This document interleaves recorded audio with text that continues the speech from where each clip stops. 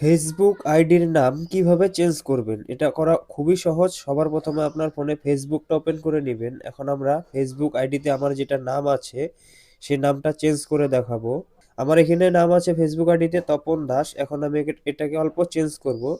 তার জন্য কি করতে হবে? আপনার ফেসবুক অ্যাপসটা ওপেন করার পরে এই কোণাতে 3 লাইন দেখতে পারবেন। এটার উপরে একবার ক্লিক করবেন। ক্লিক করার পরে এইখানে একটা অপশন দেখতে পারবেন সেটিং আইকন, এটার উপরে একবার ক্লিক করবেন। এখানে একটা অপশন আসবে মিটা অ্যাকাউন্ট সেন্টার, আর নিচে দেখতে পারবেন সি মোর অ্যাকাউন্ট সেন্টার, এটার উপরে একবার ক্লিক করে দিবেন।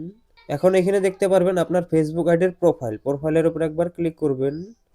এখানে আবার আপনার প্রোফাইলটা দেখতে পারবেন। আপনার যদি ইনস্টাগ্রাম ফেসবুকের সঙ্গে লিঙ্ক থাকে তাহলে নিচে ইনস্টাগ্রাম অ্যাকাউন্টটাও দেখতে পারবেন। তো আমার শুধু ফেসবুক আইডিটা আছে এখানে, তো এটার উপরে ক্লিক করলাম প্রোফাইলের উপরে। ক্লিক করার পরে এখানে একটা অপশন আসলো দেখুন নেম, এটার উপরে একবার ক্লিক করবেন। এখানে এখানে দেখুন নাম চেঞ্জ করার অপশন আসলো। আর এখানে নাম চেঞ্জ করার আগে আর একটা জিনিস আপনাকে জেনে নিতে হবে। এখানে স্পষ্ট লিখে দিয়েছে ফেসবুক থেকে আপনি একবার নাম চেঞ্জ করার পরে 60 দিন অবধি আবার নাম চেঞ্জ করতে পারবেন না। 60 দিন পরে আবার নাম চেঞ্জ করতে পারবেন। সাপোজ ধরুন ফার্স্ট নেমটা ঠিকই আছে, আমি লাস্ট নেমের জায়গায় দাসের জায়গায় শুধু ডি লিখে দিলাম, তপন ডি। আপনার নাম যেটা সুইটেবল লাগে আপনি যেভাবে রাখতে চান সেভাবে রাখবেন। রাখার পরে নিচে একটা অপশন দেখতে পারবেন। এখানে এই নিচে একটা অপশন দেখতে পারবেন এখানে রিভিউ চেঞ্জ, এই অপশনটার উপর একবার এখানে ক্লিক করে দিবেন।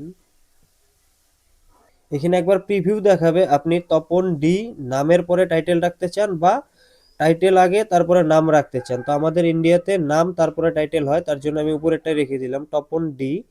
এখন নিচে আর একটা অপশন পাবেন দেখুন সেভ চেঞ্জ, জাস্ট এটার উপর একবার ক্লিক করে দিবেন। Name update successful. এখন কিন্তু আমাদের নামটা চেঞ্জ হয়ে গেছে। আমরা এখান থেকে এবার ব্যাক হয়ে যাচ্ছি।